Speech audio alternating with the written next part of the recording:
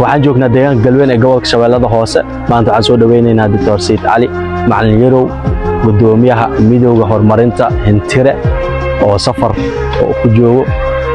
ku soo dhawo Said Cali deegaan galween la yiraahdaa meel qadiim ah dalxiisku ku fiican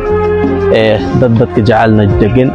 oo deegaan hodan ku ah wax beerashada dalagyada qaybaha kala duwan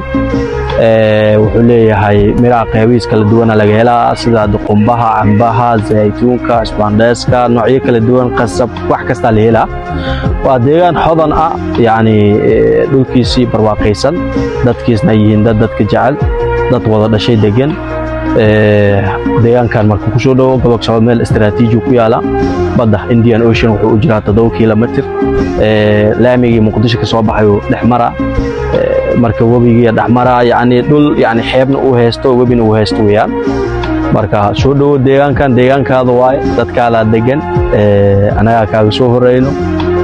ku soo dhawo maanta inay soo dhawaadii saaxiibkaada farxada ay tahay sharaf ay tahay Ilaahay subhanahu wa ta'ala ay mahad u sugnaatay noo suurageliyay maanta inaan marata noogu soo dhaweysaan deegaan weynaha Galween oo marata Ilaahay subhanahu wa ta'ala oo ku sugay barwaaqada aan marata in badan aan arkaynay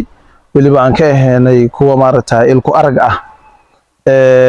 hadana alxamdulillah inaan soo gaarno Ilaahay u madcelinina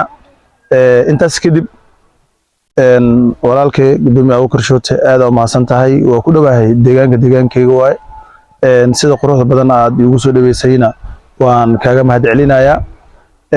sidoo kale dadweynaha kale marata kala duwan marata deegaanka igu soo dhaweyn iyaguna waxaan leeyahay aad u mahadsantiin insha Allah ta'ala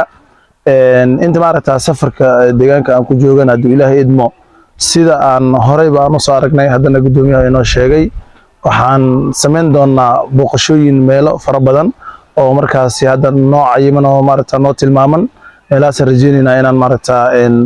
ku soo dalxiisno hadii Ilaahay idmo inaan marata dalagyada kala duwan ee deegaankana aan soo aragna rajeynina insha Allah sidoo kale waxa aad ugu faraxsanahay anigoo marata astaan u ah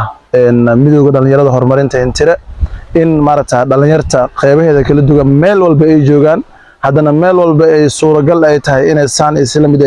markaas noogu soo dhaweeyaan soo dhaweyntan diiran oo dhalinyarteena qayb kamid ah noo fidiyeen ayaan aad marata ugu mahadcelinayaa waan ku dhawahay deegaankeena waaye waan joogtiin doonaa inaan markaas soo booqanaan imaano haduu Ilaahay idmo aad u mahadsantihiin hadana insha Allah ta'ala waxu si aan baqaadi doonaa inaan marata deegaankii aan soo kala barano iyo meelaha marata markaas wax ay kala jiraan dalagyada iyo barwaaqadii oo markaas aan hore u aragnay oo deegaankana marata oo ku sunteysan yahayna waxaan rabnaa inaan marata mid aan u kor joogsano haduu Ilaahay idmo waa mahadsantihiin waana dhowna insha Allah